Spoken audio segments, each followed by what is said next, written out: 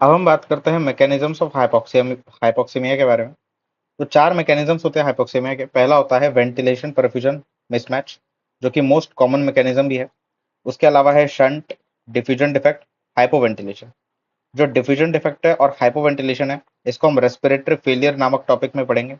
अब हम बात करते हैं शंट के बारे में एंड वेंटिलेशन परफ्यूजन मिसमैच के बारे में। इसमें जो आपका वेंटिलेशन परफ्यूजन मिसमैच होता है, ये मोस्ट कॉमन मैकेनिज्म है आपके हाइपोक्सीमिया डेवलप होने का। क्या होता है वेंटिलेशन परफ्यूजन मिसमैच? नॉर्मली आपके लंग्स में अगर आप देखोगे, तो जितना वेंटिलेशन होता है उतना ही आपके कैपिलरीज में, पल्मोनरी कैपिलरीज के अंदर उतना ही परफ्यूजन होता है। मतलब जितनी हवा आती है, उतनी हवा को लेने के लिए, उतनी ऑक्सीजन को लेने के लिए आपके पास उतना ब्लड भी होता है नॉर्मली। ठीक है, ठीक है। लेकिन अगर वेंटिलेशन उतना ही हो, लेकिन परफ्यूजन उतना ना आए, उतना ब्लड वहां पर ना आए जो उतने ऑक्सीजन को अकोमोडेट कर सके, तो इस मिसमैच को हम क्या कहते हैं? उस मिसमैच को हम कहते हैं वेंटिलेशन परफ्यूजन मिसमैच, जिससे क्या होता है? आपका हाइपोक्सेमिया होता है। ठीक है। अगर ये मैच आपका नहीं, मतलब मैच बना रहेगा, ये मिसमैच नहीं होगा, तो फिर हाइपोक्सीमिया नहीं होगा। लेकिन जब भी ये वेंटिलेशन परफ्यूजन का मिसमैच हो जाएगा, तो आपको हाइपोक्सीमिया देखने को मिलेगा। तो ये आपको वेंटिलेशन परफ्यूजन मिसमैच किस किस में देखने को मिलता है? पहला तो है पल्मोनरी एम्बोलिज्म।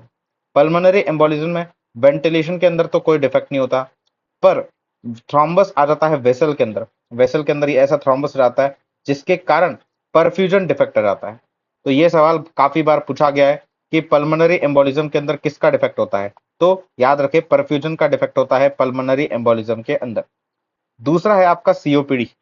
सीओपीडी के अंदर due to airway narrowing ventilation defect होता है, and due to involvement of capillaries perfusion defect होता है। मतलब सीओपीडी के अंदर there is asymmetric defect in both ventilation as well as perfusion. दोनों के अंदर डिफेक्ट होता है सीओपीडी में, चाहे वो वेंटिलेशन हो चाहे वो परफ्यूजन हो, दोनों के अंदर। ये पहला मैकेनिज्म हमने डिस्कस किया, वेंटिलेशन परफ्यूजन मिसमैच। जो दूसरा मैकेनिज्म है आपके हाइपोक्सीमिया का, दैट इज योर शंट। अब यहाँ पर शंट का हाइपोक्सीमिया को लेकर क्या मतलब है? शंट का मतलब है movement of deoxygenated blood into the circulation. Normally oxygenated blood आपके सर्कुलेशन में जाना चाहिए, लेकिन अगर डीऑक्सीजनेटेड ब्लड आपके सर्कुलेशन में जाता है, तो उसको हम कहते हैं शंट। शंट दो टाइप के हैं। हार्ट के अंदर अगर प्रेजेंट है तो वो इंट्रा कार्डियक शंट होता है। लंग्स के अंदर अगर प्रेजेंट हो तो उसे हम इंट्रा पल्मोनरी शंट कहते हैं। इंट्रा कार्डियक शंट की अगर पहले सबसे पहले बात करते हैं, ये राइट टू लेफ्ट शंट होता है। नॉर्मली अगर आप देखोगे, अगर ये डिफेक्ट यहाँ पर प्रेजेंट नहीं होता, तो आपको पता है कि जो आपका लेफ्ट साइड है हार्ट का, ये पूरे बॉडी में ब्लड को पंप करता है। फिर पूरे बॉडी से जो डीऑक्सीजनेटेड ब्लड होता है वो राइट साइड ऑफ हार्ट में एंटर करता है। राइट साइड ऑफ हार्ट से वो पल्मोनरी आर्टरी के थ्रू लंग्स के अंदर ऑक्सीजनेट होता है वो सारा ब्लड। ऑक्सीजनेट होने के बाद फिर से वो लेफ्ट साइड ऑफ हार्ट के अंदर आता है। ये आपका नॉर्मल ब्लड सर्कुलेशन है जो हार्ट के थ्रू होता है। लेकिन मान लीजिए कि कोई डिफेक्ट प्रेजेंट है right side and left side of heart के बीच में, जिससे राइट साइड ऑफ हार्ट का जो ब्लड है वो मिक्स हो जा रहा है लेफ्ट साइड के अंदर। इससे बेसिकली हो क्या रहा है? आपका जो डीऑक्सीजनेटेड ब्लड है राइट साइड में, ये लेफ्ट साइड में जा रहा है। डीऑक्सीजनेटेड ब्लड सर्कुलेशन के अंदर मिक्स हो रहा है, जिसके कारण मिक्स्ड ब्लड प्रोड्यूस हो रहा है, and this mixed blood will be responsible for the hypoxaemia. अब इस बंदे को ट्रीट करने जब आप जाओगे, तो आप पहले देखोगे कि इसका एसपीओ2 का सैचुरेशन, ऑक्सीजन सैचुरेशन कम है। तो पहला जाहिर सा उपाय आपको आएगा कि इसको ऑक्सीजन पे लगा देता हूँ। लेकिन this patients are less responsive to the supplemental oxygen, क्योंकि कितना भी ऑक्सीजन आप दे दोगे, लंग्स के अंदर वो ऑक्सीजन जाएगा, लेकिन जो राइट साइड से आपके लेफ्ट साइड में ये शंट चालू है, ये बंद थोड़ी ना हुआ। आपका जो ब्लड का मिक्सिंग है वो हमेशा चालू रहेगा। तो आप बाहर से सप्लीमेंटल ऑक्सीजन कितना भी दे दो, जब तक आप इस शंट को बंद नहीं करोगे, आपका जो मिक्सिंग ऑफ ब्लड है वो रुकेगा नहीं। इसीलिए definitive treatment for the intracardiac shunt is closure of the shunt. जो दूसरा आपका शंट है, that is your intrapulmonary shunt. Intrapulmonary shunt हम बेसिकली इन तीन कंडीशंस में पाते हैं: severe pneumonia, ARDS and atelectasis. Severe pneumonia के अंदर आपके जो एल्वियोला होता है उनके अंदर इन्फेक्टिव सिक्रेशंस आ जाता है। एआरडीएस के अंदर भी आपके मेम्ब्रेन बन जाती है, और जो डिफ्यूजन होता है, जो गैसेस एक्सचेंज का डिफ्यूजन होता है, वो एआरडीएस के अंदर कम हो जाता है। और जो अटेलेक्टेसिस होता है, इसमें ड्यूरिंग एक्सपिरेशन आपके एल्वियोलाई कोलैप्स कर जाते हैं। क्या कर जाते हैं? कोलैप्स कर जाते हैं। तो इन तीनों ही कंडीशंस में बेसिकली हो क्या रहा है ना, आपका जो एल्वियोला है ये काम करना बंद कर दे रहा है। नॉर्मली आपको पता है ये ऑक्सीजन आएगा, ये ऑक्सीजन बेसिकली एल्वियोलाई के अंदर जाएगा, और जो डीऑक्सीजनेटेड ब्लड आ रहा था, ऑक्सीजन के डिफ्यूजन के बाद ये ऑक्सीजनेटेड हो जाएगा। जैसे कि यहाँ पे दिख रहा है आपको, ये ब्लू कलर का डीऑक्सीजनेटेड ब्लड आ रहा था, ये ऑक्सीजन इसके अंदर डिफ्यूज कर गया, तो ये ब्लड ऑक्सीजनेट हो गया। लेकिन जिन एल्वियोलाई के अंदर due to severe pneumonia, ARDS and atelectasis already disease present है, मतलब इन्फ्लेमेटरी इन्फेक्टिव सिक्रीशंस प्रेजेंट है, या फिर ये एल्वियोलाई ऑलरेडी कोलैप्स्ड है जहां पर ऑक्सीजन एंट्री ले ही नहीं सकता, वहां का जो ये जाने वाला ब्लड है ये डीऑक्सीजनेटेड का डीऑक्सीजनेटेड ही रहेगा, और आगे जाकर ये ब्लड जो है आपका डीऑक्सीजनेटेड ब्लड ऑक्सीजनेटेड ब्लड से मिलके मिक्स्ड ब्लड बनाएगा। और जैसे इंट्राकार्डियक शंट के अंदर mixed blood was leading to the formation of hypoxaemia, यहां पर भी आपका मिक्स्ड ब्लड जो रहेगा वो लीड करेगा टू हाइपोक्सीमिया। ठीक है, ठीक है। क्या इस पेशेंट के अंदर आपको ऑक्सीजन सेचुरेशन कम दिखेगा, तो क्या इस पेशेंट के अंदर हम सप्लीमेंटल ऑक्सीजन यूज कर सकते हैं, तो इसका आंसर है नहीं। This intrapulmonary shunt is also less responsive to the supplemental oxygen. Reason बड़ा सिंपल है, एक्स्ट्रा ऑक्सीजन इतना इस एल्वियोलाई के अंदर कितना भी एक्स्ट्रा ऑक्सीजन डाल दो, जब तक यहाँ का डिसीज आपका ट्रीट नहीं होगा तब तक हम जो है बेसिकली हाइपोक्सीमिया को रिड्यूस नहीं कर पाए। तो intrapulmonary shunt is also non responsive to the supplemental oxygen. आपको इन्वेजिव मैकेनिकल वेंटिलेशन करना पड़ेगा, पॉजिटिव प्रेशर के साथ आपको ऑक्सीजन को डालना पड़ेगा एल्वियोलाई के अंदर, तब जाके आपकी जो ये सिक्रीशंस है ये आजू बाजू को सरकेगी, आपका एल्वियोलाई थोड़ा सा बड़ा होगा, सिक्रीशंस आजू बाजू को आ जाएगी, और फिर ऑक्सीजन आपका जब पॉजिटिव प्रेशर से आएगा तब ये डिफ्यूज होना शुरू करेगा ब्लड वेसल के अंदर। क्योंकि इन्वेजिव मैकेनिकल वेंटिलेशन में आप ऑक्सीजन को भेजते हो पॉजिटिव प्रेशर के साथ, जिसके कारण बेटर ट्रांसफर ऑफ गैसेस होता है। और इसके साथ आप जो कॉज है, जो डिसीज है, उसको भी ट्रीट करिए, तब बेसिकली डेफिनेटिव ट्रीटमेंट हो जाएगा आपके इंट्रा पल्मोनरी शंट का। फिर हम बात करते हैं आपके pulmonary function testing and clinical entities के बारे में। इसमें पहली आपको जो टेस्ट समझनी है that is your DLCO, which is diffusion capacity of lung with carbon monoxide. Carbon monoxide को हम यहाँ पर क्यों यूज करते हैं, क्योंकि it is 200 to 240 times, because it has 200 to 240 times more affinity with haemoglobin. इसका प्रिंसिपल क्या है डीएलसीओ का, it is inhaled carbon monoxide minus exhaled carbon monoxide. तो इस डीएलसीओ टेस्ट में 3 फेजेस होते हैं। एक पहले फेज में पर्सन को डीप इंस्पिरेशन करने को बोल दिया जाता है, आपको डीप इंस्पिरेशन के दौरान इनहेल करवाया जाता है कार्बन मोनोऑक्साइड को, और इसकी वैल्यू आपको पता होती है। अब जब डीप इंस्पिरेशन आपने कर लिया तो आपको बोला जाता है कि अब आप होल्ड करिए ब्रेथ को। जब पेशेंट होल्ड करता है ब्रेथ को, तो जो उसने इनहेल किया था कार्बन मोनोऑक्साइड, कंसिडर करते हैं 100 यूनिट्स इनहेल किया था, तो जब वो ब्रेथ को होल्ड करेगा, इस 100 यूनिट्स में से कुछ यूनिट्स बेसिकली डिफ्यूज हो जाएंगे आपके ब्लड कैपिलरी के अंदर और ज्वाइन कर जाएंगे हीमोग्लोबिन के साथ। अगर नॉर्मल पेशेंट है तो मान लीजिए 70 to 90 यूनिट्स जो होंगे आपके बेसिकली वो डिफ्यूज कर जाएंगे कार्बन मोनोऑक्साइड के इनटू द ब्लड कैपिलरी। तो बचे हुए जो आपके 30 या फिर 10 to 30 units of carbon monoxide है जो आपके एल्वियोलाई के अंदर ही बचे रहेंगे, और during the third phase of test that is forced expiration वो बाहर आ जाएंगे। इससे आप डीएलसीओ की वैल्यू कैलकुलेट करोगे, 100 आपने इनहेल करवाया था, एक्सहेल आपका 10 यूनिट ही हुआ, तो डीएलसीओ की वैल्यू आई आपकी 90%। जो आपकी नॉर्मल वैल्यू होती है diffusion capacity of lung with carbon monoxide वो 70 to 90% की होती है। अब अगर पेशेंट आपका डिसीज्ड है तो फिर यहाँ पर कुछ इन्फेक्टिव सिक्रीशंस या फिर कुछ मेम्ब्रेन या फिर ये एल्वुलर वॉल इन्फ्लेमेटरी सेल्स से खराब हो जाएगी, जिसके कारण डिफ्यूजन अफेक्ट होगा। जैसे पहले आपके 100 में से 90 यूनिट्स डिफ्यूज कर जा रहे थे, अब सिर्फ और सिर्फ 50 यूनिट्स ऑफ कार्बन मोनोऑक्साइड से डिफ्यूज करें, जिससे आपका जो डीएलसीओ का वैल्यू है डिसीज के अंदर वो घट जाता है। वो क्या हो जाता है, घट जाता है। जैसे यहाँ पर सिर्फ और सिर्फ 50% बचा, तो इसको हम कहते हैं कि ये डिफ्यूजन डिफेक्ट के कारण होता है। किसके कारण होता है, डिफ्यूजन डिफेक्ट के कारण। अब ऐसी कौन सी कंडीशंस होती है जिसमें डीएलसीओ घटा हुआ होता है, तो decrease DLCO is found in severe pneumonia, ARDS, fibrosis and interstitial lung disease and severe emphysema. Severe pneumonia के अंदर क्या होता है, सीवियर निमोनिया के अंदर बहुत सारे ऑर्गेनिजम्स एंड इन्फेक्टिव सिक्रीशंस आपके एल्वियोलाई के अंदर जमा हो जाते हैं। एआरडीएस के अंदर आपके बहुत सारे inflammatory sales, surfactant sorry inflammatory sales जो होते हैं वो जमा हो जाते हैं एआरडीएस के अंदर in the alveoli. Fibrosis and interstitial lung disease के अंदर एक फाइब्रोसिस वाला मेम्ब्रेन बन जाता है जो बेसिकली बन जाता है between the capillary and the alveoli. Severe emphysema के अंदर आपकी जो एल्वियोलर वॉल होती है उसको इन्फ्लेमेटरी सेल्स इन्वॉल्व कर लेते हैं। अनीमिया के अंदर ड्यू टू डिक्रीज्ड हीमोग्लोबिन, तो अगर कार्बन मोनोऑक्साइड यहाँ पर बहुत इजीली आ भी गया, वो डिफ्यूज हो भी गया, लेकिन उसको जिसके साथ डिफ्यूज करना है दैट इज हीमोग्लोबिन, अगर वही कम क्वांटिटी में प्रेजेंट होगा तो क्या डीएलसीओ कम नहीं होगा? होगा।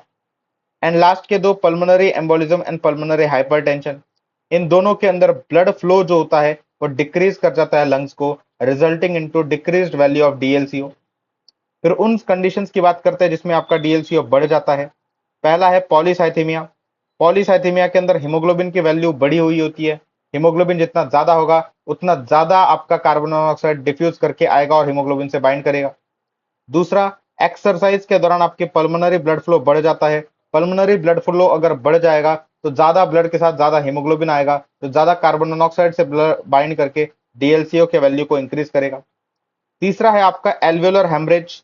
अगर आपके ब्लड कैपिलरी लीक कर जाती है, वो भी एल्वेलाई के अंदर, तो यहाँ पर ब्लड के सेल्स प्रेजेंट रहेंगे, हीमोग्लोबिन खुद प्रेजेंट रहेगा कहाँ पर? एल्वेलाई के अंदर।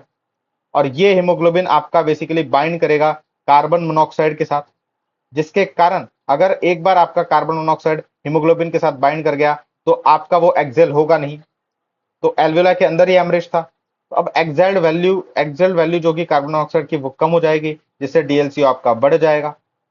एंड चौथी कंडीशन जिसमें डीएलसीओ बढ़ता है that is your asthma.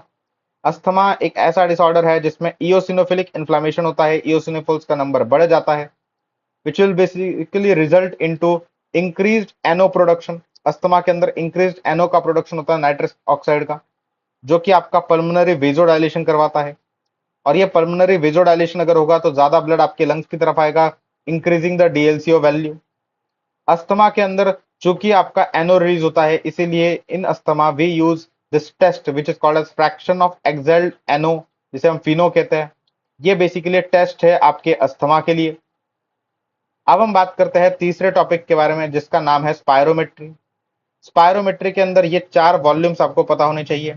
Tidal volume होता है volume of the air inhaled और exhaled during each respiratory cycle. IRV मतलब इंस्पिरेटरी रिजर्व वॉल्यूम होता है maximal volume of air inhaled with effort after the tidal inspiration. Expiratory reserve volume is maximal volume of air exhaled with effort after tidal expiration. And residual volume होता है आपका volume of air remaining in the lungs after the maximal exhalation. इन सारी definitions को आप physiology में एक और बार पढ़ोगे, मैंने बस कंसाइज वे में ब्रीफली बता दिया। अगर आपका टाइडल वॉल्यूम और आईआरवी मतलब इंस्पिरेटरी रिजर्व वॉल्यूम मिल जाते हैं तो वो इंस्पिरेटरी कैपेसिटी फॉर्म करता है। अगर टाइडल वॉल्यूम और एक्सपिरेटरी रिजर्व वॉल्यूम मिल जाते हैं तो वो आपकी बेसिकली एक्सपिरेटरी कैपेसिटी फॉर्म करते हैं।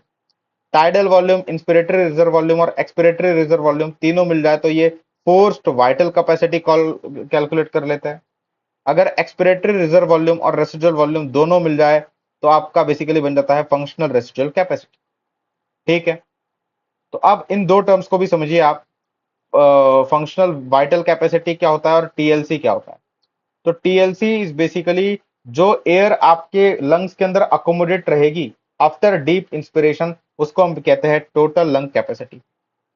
और जब मैक्सिमम एयर ऑफ लंग, या फिर आप जैसे कह सकते हो, और जब टोटल लंग कैपेसिटी आपके लंग्स के अंदर अकोमोडेटेड होगी, उसके बाद अगर आप फोर्स्ड एक्सपिरेशन करते हो तो फोर्स्ड एक्सपिरेशन में जितनी हवा बाहर निकलेगी that is your forced vital capacity. ठीक है, तो अब एक काम आता है आपका, एक नाम आता है that is timed vital capacity. Time vital capacity का मतलब क्या होता है? FeV1 बेसिकली क्या होता है? FeV1 मतलब basically forced expiratory volume of air at 1 second. जब आप एफवीसी कैलकुलेट करते हो, एफवीसी कैसे कैलकुलेट करते हो आप? पहले आपने डीप इंस्पिरेशन किया और फिर फोर्सफुली एक्सपिरेशन किया, डीप इंस्पिरेशन के बाद फोर्सफुली एक्सपिरेशन किया, और जितनी हवा बाहर निकली ड्यूरिंग द फोर्सफुल एक्सपिरेशन वो आपका फोर्स्ड वाइटल कैपेसिटी होता है। ठीक है, हाँ जी ठीक है। तो अब यहाँ पर अगर आपको FeV1 समझना है तो ड्यूरिंग फोर्स्ड वाइटल कैपेसिटी, जब आप फोर्सफुली एक्सपायर कर रहे होते हो तो जितनी हवा पहले सेकंड पे एक्सपायर होती है उसको हम FeV1 कहते हैं। तो FeV1 इज टू FVC, इसका जो रेशो होता है at the first second it is 70 to 80%। अगर इसका रेशो हम परसेंटेज में निकाले तो FeV1/FVC का रेशो अगर होगा तो वो 70 to 80% होगा। मतलब टोटल जितनी आपकी फोर्स वाइटल कैपेसिटी है, टोटल जितनी आप हवा फोर्सफुल एक्सपिरेशन के दौरान निकाल देते हो, मान लो 100 यूनिट्स निकाल देते हो, तो पहले सेकंड के दौरान आप 70 to 80 यूनिट्स ऑफ एयर को एक्सपायर कर देते हो। ये है इसका मतलब। और इस इंडेक्स को हम टेफेनी फिनेले इंडेक्स के नाम से जानते हैं। उसके अलावा दो फ्लो रेट्स के बारे में पता होने चाहिए आपको, पीक एक्सपिरेटरी फ्लो रेट और एक है mid expiratory flow rate. Peak expiratory flow rate basically आपका पीक वेलोसिटी होता है during forced vital capacity, and mid expiratory flow rate जो होता है ये एवरेज वेलोसिटी होता है जो कि कैलकुलेट करते हो आप during the mid portion of the expiration. तो बेसिकली आपको याद रखना है, पीक एक्सपिरेटरी फ्लो रेट जो है ये पीक वेलोसिटी है, मिड एक्सपिरेटरी फ्लो रेट जो है ये एवरेज वेलोसिटी है। पीक एक्सपिरेटरी फ्लो रेट जो है ये सिग्निफाई करता है फ्लो को लार्जर एयरवेज के अंदर, and mid expiratory flow rate जो है ये सिग्निफाई करता है फ्लो को स्मॉलर एयरवेज के अंदर। इसीलिए आपको ये एज अ क्लिनिशियन कब इंपॉर्टेंट होगा, अगर आपका पेशेंट अस्थमा से ग्रसित है तो आप PEFR को देखोगे, क्योंकि अस्थमा के अंदर इट इन्वॉल्व्स द ब्रोंकाई, और ब्रोंकाई आपके मिड टू लार्ज एयरवेज के अंदर ही आते हैं। अगर आपका पेशेंट COPD अस्थमा के अंदर इन्वॉल्व है तो चूंकि यहाँ पर respiratory bronchiole asthma, respiratory respiratory bronchiole alveolar sac और एल्वियोला इन्वॉल्व होगे, तो यहाँ पर आप मिड एक्सपिरेटरी फ्लो रेट को कैलकुलेट करोगे, देखोगे मतलब ये उसकी वैल्यू कितनी है। यहाँ पर एक गलती से COPD के साथ अस्थमा लिखा है, यहाँ पर एम्फाइजिमा होना चाहिए। ठीक है, ठीक है। अब कन्वेंशनल स्पायरोमीटर सारी वैल्यूज आपकी कैलकुलेट कर सकता है एक्सेप्ट फॉर द रेसिजुअल वॉल्यूम। और चूंकि ये रेसिजुअल वॉल्यूम कैलकुलेट नहीं कर सकता तो ये FRC भी कैलकुलेट नहीं कर सकता और TLC भी कैलकुलेट नहीं कर सकता। इन वैल्यूज को डिटरमाइन करने के आपके पास बटेरे तरीके हैं बाकी के, helium dilution method, nitrogen wash out, body plethysmography, जिसमें से जो बेस्ट है that is your body plethysmography. अब हम समझते हैं कि आपका ये जो FeV1/FVC का रेशो है ये कैसे आपको मदद करता है ऑब्स्ट्रक्टिव और रेस्ट्रिक्टिव डिसऑर्डर्स को डिफरेंशिएट करने में। ये आपका नॉर्मल है, जिसमें आपका ये पूरा जो टंकी है ये टोटल लंग कैपेसिटी को रिप्रेजेंट कर रहा है। ये जो पोर्शन है जब हम टैप ऑन कर देंगे, ये जो रेसिडुअल वॉल्यूम वाला पार्ट है ये पानी कभी इस टंकी के बाहर जाने नहीं वाला। और ये फोर्स वाइटल कैपेसिटी बेसिकली वो है, जब आप टैप को टर्न ऑन करोगे तो ये पूरा फोर्स वाइटल कैपेसिटी वाला पार्ट जो है बाहर आ जाएगा। और ये जब पूरा बाहर आ रहा होगा तो पहले सेकंड में जितना बाहर आएगा वो आपका force expiratory volume at 1 second होगा, FeV1। तो नॉर्मल पेशेंट में तो ये सारी वैल्यूज नॉर्मल होती है, जिसके कारण आपका रेशो भी नॉर्मल होता है। जब पेशेंट आपके ऑब्स्ट्रक्टिव डिसीज के साथ जूझ रहा हो, ऑब्स्ट्रक्टिव रेस्पिरेटरी डिसऑर्डर के साथ जूझ रहा हो, तो एयरवे के अंदर नैरोइंग हो जाएगी। जब एयरवे के अराउंड नैरोइंग हो जाएगी तो जितना फोर्स्ड एक्सपिरेटरी वॉल्यूम, जितना हवा at the end of 1 second बाहर आ रहा था वो ऑब्वियसली कम हो जाएगा। ओके, FeV1 की वैल्यू कम हो जाएगी, FVC की वैल्यू नॉर्मल या फिर स्लाइटली लेस को भी आप नहीं भी मानोगे तो चलेगा, FVC की वैल्यू आपकी नॉर्मल रहती है ड्यूरिंग ऑब्स्ट्रक्टिव पैथोलॉजी। इसके कारण होगा क्या कि जब FeV1 आपका बहुत ज्यादा घट जाएगा और FVC नॉर्मल रहेगा तो टोटल जो रेशो है आपका FeV1/FVC का वो घट जाएगा। और FeV1/FVC का जो रेशो है ये सिर्फ और सिर्फ आपके ऑब्स्ट्रक्टिव पैथोलॉजीज के अंदर ही घटता है। जो दूसरा होता है वो होता है आपका रेस्ट्रिक्टिव पैथोलॉजी ऑफ लंग्स, जिसके अंदर आपका जो पूरा लंग है उसका साइज ही छोटा हो जाएगा, स्मॉल साइज हो जाएगा। जब पूरे लंग का स्मॉल साइज हो जाएगा तो आपका जो फोर्स्ड वाइटल कैपेसिटी है ये भी बाहर आना कम हो जाएगा, और जो पहले सेकंड में बाहर आता था FeV1 वो भी कम हो जाएगा। जब दोनों कम हो जाएंगे, FVC और FeV1 जब दोनों कम हो जाएंगे, न्यूमरेटर डिनोमिनेटर दोनों कम हो जाएंगे, तो दोनों का जो रेशो है वो नॉर्मल आएगा। कुछ लोगों के अंदर डिस्प्रोपोर्शनिएट डिक्लाइन हो सकता है FeV1 एंड FVC के अंदर, जैसे कि एडवांस्ड इंटरस्टिशियल लंग डिसीज के अंदर क्या होता है, आपके FVC बहुत ज्यादा घट जाता है एज कंपेयर टू FeV1, जिसके कारण आपका जो ये रेशो है ये बढ़ जाता है। ठीक है, तो ये एडवांस्ड ILD के अंदर होता है, आपको ये याद रखना है। तो अब अल्गोरिदम से आपको कैसे याद रखना है वो समझाता है। सबसे पहले आपको FeV1 बाय FVC का रेशो देखना है। अगर वो रेशो लो है, मतलब लेस है, लेस देन 0.7 है, तो आप पैथोलॉजी समझ लिए कि ऑब्स्ट्रक्टिव है। ऑब्स्ट्रक्टिव पैथोलॉजी में 4 ऑप्शंस होते हैं, एक अस्थमा, एक सीओपीडी, एक ब्रोंकिक्टेसिस। सीओपीडी में आपका एम्फाइजीमा और क्रॉनिक ब्रोंकाइटिस आता है। आगे जब हम एक एक डिसीज पढ़ेंगे तो इन चारों के अंदर कैसे डिफरेंशिएट करना है वो भी हम आपको बता देंगे। जब आपका FeV1 बाय FVC का रेशो नॉर्मल या फिर उससे बड़ा हुआ होता है तो दो कंडीशंस हो सकती है, एक तो आपका लंग नॉर्मल है या फिर रेस्ट्रिक्टिव पैथोलॉजी है। तो जब ऐसा कंडीशन आपको दोनों के अंदर डिफरेंशिएट करना है कि नॉर्मल है या नहीं है, तो आप देखिए कि फोर्स्ड वाइटल कैपेसिटी क्या है। अगर forced vital capacity less than 80% of the predicted value हुई तो फिर वो रेस्ट्रिक्टिव पैथोलॉजी है, क्योंकि रेस्ट्रिक्टिव पैथोलॉजी के अंदर आपका जो लंग है ये फाइब्रोसिस के कारण छोटा हो जाता है, स्मॉल साइज का हो जाता है, टोटली एक्सपांड नहीं कर पाता, इसीलिए उसकी forced vital capacity less than 80% होती है ऑफ द प्रेडिक्टेड। प्रेडिक्टेड मतलब क्या? Normal value of the forced vital capacity at that given age is the predicted value, जो एग्जाम में आपको दी हुई रहेगी। अब इन रेस्ट्रिक्टिव के अंदर दो टाइप के डिसऑर्डर्स है। एक है इंट्रिंसिक डिसऑर्डर्स, जिसमें आपके लंग्स के एल्वेओलाई के अंदर फाइब्रोसिस हो सकता है। इसमें बेसिकली पल्मोनरी पैरेंकाइमा इन्वॉल्व होता है। इसमें कौन कौन सा आता है? फाइब्रोसिस आता है, इंटरस्टिशियल लंग डिसीज आता है, ऑक्यूपेशनल लंग डिसीजेस आते हैं। उसके अलावा जो एक्सट्रिंसिक डिसीजेस होते हैं रेस्ट्रिक्टिव पैथोलॉजी के अंदर, वो कौन कौन से होते हैं? इसमें पल्मोनरी पैरेंकाइमा इन्वॉल्व नहीं होगा। यहाँ पर प्रॉब्लम रहेगा आपके लंग एक्सपांशन के अंदर, फॉर एग्जाम्पल काइफोस्कोलियोसिस एंड बाकी के neuromuscular disorders like polio, GBS, myasthenia gravis and amyotrophic lateral sclerosis. इन सारे डिसऑर्डर्स के अंदर आपका जो लंग है ये टोटली एक्सपांड नहीं कर पाता।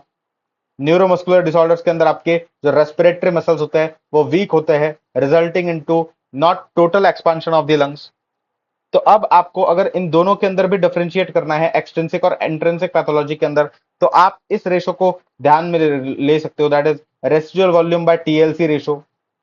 क्योंकि जब पैथोलॉजी आपकी इंट्रिंसिक होती है तो दोनों आपका रेसिडुअल वॉल्यूम और टीएलसी दोनों घट जाते हैं, जिसके कारण ये रेशो आपका नॉर्मल रहता है।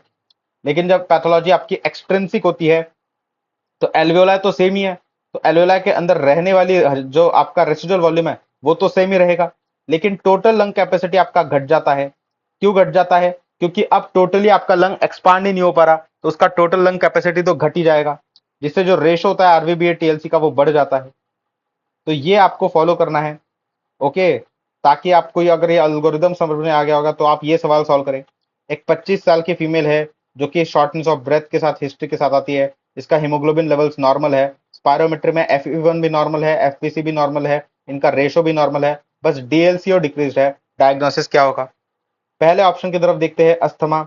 अगर अस्थमा ये एक बेसिकली क्या है? ऑब्स्ट्रक्टिव पैथोलॉजी है। अगर अस्थमा होता तो आपका FeV1 बाय FVC का रेशो लेस देन 0.7 होता। अनीमिया ये हो नहीं सकता क्योंकि हीमोग्लोबिन के लेवल्स नॉर्मल दिए गए हैं। इंटरस्टिशियल लंग डिसीज और पल्मोनरी हाइपरटेंशन इन दोनों के अंदर बचा हुआ है। अब ये इंटरस्टिशियल लंग डिसीज इसीलिए नहीं है क्योंकि फोर्स्ड वाइटल कैपेसिटी की वैल्यू नॉर्मल है। इंटरस्टिशियल लंग डिसीज के अंदर आपकी फोर्स्ड वाइटल कैपेसिटी की value less than 80% of predicted होती। तो आपका लास्ट ऑप्शन बच जाता है जिसके अंदर डीएलसी घटा हुआ होता है, that is your pulmonary hypertension. तब तक के लिए बाय।